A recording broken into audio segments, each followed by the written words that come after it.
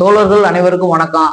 ஒரு முக்கியமான கோரிக்கை யாருக்குன்னு கேட்டீங்கன்னா, புதுக்கோட்டை சட்டமன்ற உறுப்பினர் அண்ணன் முத்துராஜா அவர்களுக்கும் மதர் தெரசா கல்லூரியின் நிர்வாகத்தினருக்கும் தான் இந்த கோரிக்கை. என்னன்னு கேட்டீங்கன்னா, இங்க இருக்கிற ஒரு பேர் பாலா. அவர் வந்து ஒரு சமூக ஆர்வலர், புதுக்கோட்டை நகரத்தை சேர்ந்தவர், காந்தி நகர்ல வசிச்சுட்டு வர்றாரு. அவர் வந்து ஒரு முக்கியமான ஒரு கோரிக்கையா நம்மளுடைய அலுவலகத்துக்கு கூட்டி வந்திருக்காரு. என்னன்னு கேட்டீங்கன்னா, உங்க பேர் என்னன்னா? எந்த ஊரு? மலையூர். எந்த மாவட்டம்? அவங்க யாரு? பொண்ணு. எதுக்காக வந்திருக்கீங்க? கல்வி உதவித்தொகைக்காக வந்திருக்காங்க. எங்க படிச்சுட்டு இருக்காங்க? Mother Teresa college. என்ன படிக்கிறாங்க? விஷயத்தரம் படிக்கிறாங்க. இதுதான் அவருடைய முக்கியமான டீட்டெயில். சில விஷயங்கள் அவரால் கொஞ்சம் பேச முடியாது, நான் எடுத்து சொல்லலாமா? என்னன்னு கேட்டீங்கன்னா, இந்த பொண்ணு பேர் வந்து பாத்தீங்கன்னா ரீமா செல்வம். அவங்களுடைய பேரு ரீமா செல்வம். இவங்க வந்து 10ஆம் வகுப்புல 353 மார்க் வாங்கியிருக்கிறாங்க. 353 மார்க் வாங்கியிருக்காங்க. 12ஆம் வகுப்புல பாஸ் பண்ணியிருக்கிறாங்க. மார்க் விவரம் நான் வந்து இதை காட்டுறேன், பார்த்துக்கலாம். இவங்க வந்து இவருடைய தந்தையார் வந்து பாத்தீங்கன்னா கூலி தொழில் செய்து பண்ணிட்டு இருக்காரு. கூலி தொழில்ங்கிறது ஹோட்டல்ல வந்து தினக்கூலியா வேலை பார்த்து தான் அந்த பொண்ணையும், இன்னொரு பொண்ணு இருக்காங்க, அவங்களையும் படிக்க வச்சிருக்காங்க. ஒரு பையன் வந்து +2 படிச்சுட்டு இருக்காரு. இவருக்கு இடையில உடல் உபாதை, கொஞ்சம் பிரச்சனை, உடம்பு ரீதியான சில பிரச்சனை இருந்தனால அவருக்கு சரியா வேலைக்கு போக முடியல.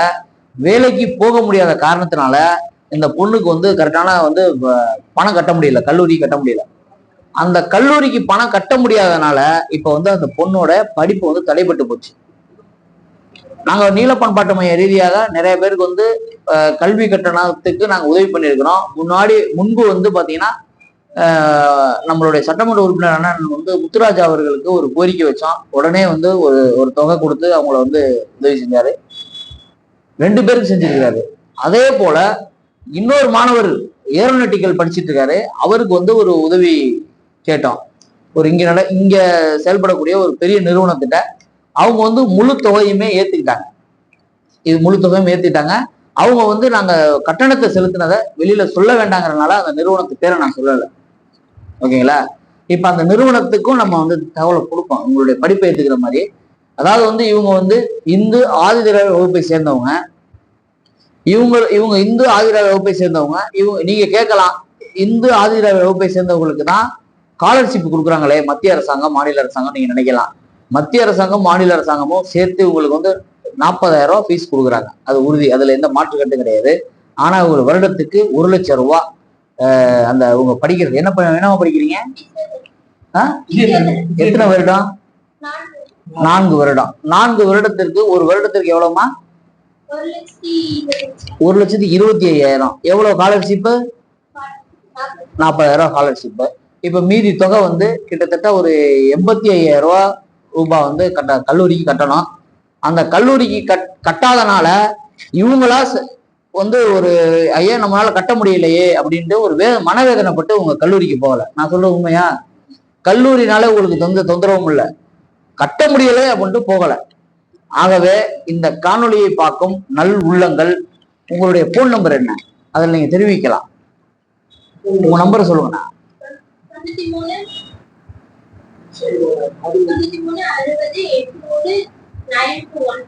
திருப்பி சொல்லுங்க. இதுதான் உங்களுடைய நம்பரு. நீங்க எந்த ஊருன்னா? மலையூர். எந்த தெரு?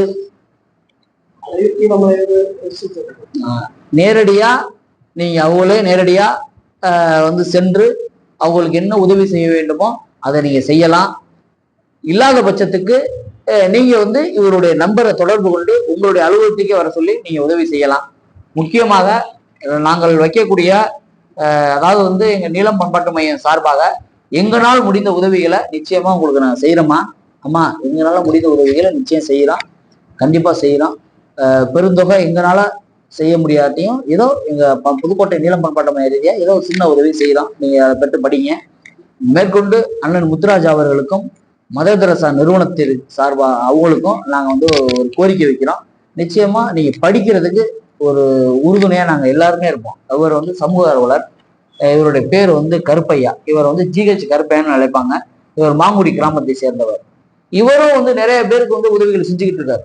இவரும் 4 பேர்கிட்ட போய் சொல்லுவார், இந்த மாதிரி இந்த பொண்ணு வந்து ரீமாங்கிற பொண்ணு வந்து கல்வி பணம் கட்ட முடியாம அவங்க வந்து இருக்காங்க அப்படின்னு இவரும் சொல்லுவாரு. இவர் போய் 4 பேர்கிட்ட சொல்றாரு. ஏன்னா இவருடைய பழக்க வழக்கங்கள்லாம் நல்ல அதிகாரிகள் தான். அது ரீதியாக உங்களுக்கு உதவிகள் இருக்கு. தம்பி வந்து ஒரு மியூசிக், அவர் ஒரு மியூசிக் விஷயத்துல இருக்காரு. அவரும் ஒரு பொது சேவையில இருக்காரு. அவரும் முடிந்த உதவி செய்வாரு. அண்ணன்னு சொல்லுவார். நாங்க தோட விட்டுட்டு போறது கிடையாது. புரியுதுங்களா? எல்லாருக்கும் செய்வாங்க. அதனால நீங்க வந்து ஒரு வார்த்தை பேசலாமா? தயக்கமா இருக்கீங்களா? சரி, அதனால வந்து நீங்க தயக்கமா இருக்கனால எதுவும் சொல்ல வேணாம். ஆகவே இந்த காணொலியை பார்த்து கொண்டிருக்கும் அனைவருக்கும் ஒரு அன்பான ஒரு வேண்டுகோளும், அவங்க சார்பா என்ன நான் கேட்கிறேன்னா, உங்களுடைய கல்விக்கு உதவி செய்யணும். குறிப்பா இன்னொருத்தருக்கு வந்து நாங்க வந்து கண்டிப்பா அந்த நேரத்தில் நம்ம செய்யலாம். யாருன்னு கேட்டீங்கன்னா, நம்ம புதுக்கோட்டை மாவட்டத்துல கிட்டத்தட்ட வந்து ஒரு பல கோடி ரூபா வந்து உதவி பண்ணியிருக்காரு. அவர் யாருன்னு கேட்டீங்கன்னா, கலபத்துல வசிக்கக்கூடிய இளவரசன், சமூக ஆர்வலர் இளவரசன். அவர் வந்து பாத்தீங்கன்னா, அவர் வந்து ஒரு சமூகம் சார்ந்து இயங்குறவர் கிடையாது. அனைத்து சமூகத்துக்காகவும் வேலை செஞ்சுட்டு இருக்காரு. அனைத்து சமுதாயத்தை வேலை செஞ்சிருக்காரு. கல்விக்கு கண்டிப்பா உதவி செய்வார். நிச்சயமா அது அவருடைய கவனத்துக்கு போகணும். ஏன்னா அவர் வந்து தேடி தேடி உதவி செய்யக்கூடியவர். இல்லாதப்பட்டவர்களுக்கு, இந்த மாதிரி கல்விக்கு எல்லாம் ஏங்கி நிற்கக்கூடியவங்களுக்கு உறுதியா அவர் வந்து உதவி பண்ணிட்டு இருக்காரு. அவர் வந்து கிட்டத்தட்ட என் மூலமா மட்டும் ஒரு நான் அவர்கிட்ட ஒரு உதவிக்கு போனேன். என்னன்னு கேட்டீங்கன்னா, வயிற்றுல ஆபரேஷன் 1 லட்சம் ரூபாய்க்கு மேல பணம் கொடுத்தாரு. என்கிட்ட இல்ல, பாதிக்கப்பட்டவர்கிட்ட கொடுத்து ஆஸ்பத்திரியிலே ட்ரீட்மெண்ட் பண்ணி அனுப்பி விட்டாரு. அது மட்டும் கிடையாது, என்னோட சொந்த குடும்பத்துல ஒரு இழப்பு, என்னுடைய தந்தையார் இழப்பு, அதுக்கு எனக்கு ஒரு சிறு தொகை கொடுத்து ஒரு 15,000 பணம் கொடுத்து எனக்கு உதவி பண்ணாரு. அது மட்டும் இல்ல, ஏகப்பட்ட பேருக்கு தேடி தேடி உதவி பண்ணியிருக்காரு. அதாவது வந்து அவருக்கு போகணும், அந்த செய்தி வந்து போய் சேரணும். இப்படி கஷ்டப்படுறோம் அப்படிங்கிறது அந்த செய்தி போனுச்சுன்னா அவர் அதை பார்ப்பாரு. பார்த்துட்டு நேரா வீட்டுக்கே வந்துடுவாரு. அல்லது அந்த நம்பர் இப்போ நீ சொல்லியிருக்காங்கல்ல பாப்பா, அந்த நம்பரை அவங்க பார்த்துருவாங்க. பார்த்ததும் அவர் வந்து நேரடியாக தொடர்பு கொண்டு என்ன உதவி வேணுங்கிறத அவர் செஞ்சிருவாருமா. மொத்தம் யாரோ உங்களுக்கு உதவி செஞ்சிருவாங்க. நல்லா படிங்க, அப்பாவை நல்லா காப்பாத்துங்க, இவர் நல்லா காப்பாத்துங்க, உங்க உடம்பையும் நல்லா பார்த்துக்கங்க. பாலானனுக்கு எப்பொழுதும் அவர்கிட்ட வந்து உங்களுக்கு என்ன உதவிகள் வேணாலும் நீங்க பாலானனை தொடர்பு கொள்ளலாம். அவர் எப்பொழுதும் என்கிட்ட வந்து சொல்லிடுவாரு. என்கிட்ட சொல்லிட்டா நான் அண்ணன் சொல்லிடுறேன், அண்ணன் சொல்லிட்டு அவர்கிட்ட சொல்லிடுவோம். என்னை இது வரைக்கும் தெரிஞ்சிடும். அதனால நாங்க பக்கபலமா இருக்கோம். சரி, நன்றிண்ணா. நன்றி, அனைவருக்கும் நன்றி. அதாவது ஒரு முக்கியமான செய்தி என்னன்னு சொல்லிடுவாங்கண்ணா, சொல்லியிருக்கா என்ன அண்ணன் என்ன சொல்ல விரும்புறாருன்னா, அவர் வந்து பட்டியல் வகுப்பை சேர்ந்தவர். அவர் வந்து பட்டியல் வகுப்புல இருக்கக்கூடிய பழைய சமுதாயத்தை சேர்ந்தவர். அவருடைய மனைவியார் வந்து கல்லர் சமுதாயத்தை சேர்ந்தவர், பிற்படுத்தப்பட்ட வகுப்பை சேர்ந்தவர். காதலிச்சு திருமணம் பண்ணிட்டீங்களா? காதலிச்சு திருமணம் பண்ணிட்டாங்க. அதனால அந்த பெண் வீட்டு தரப்புல இருந்தும் அவங்களுக்கு உதவி இல்லைன்னு சொல்றாரு, இவர் வீட்டு தரப்புல இருந்தும் ஒரு உதவி இல்லைன்னு சொல்றாரு. அதாவது வந்து சாதி மதத்தை கடந்து நிறைய பேர் வந்து உதவி செஞ்சுட்டு இருக்காங்க.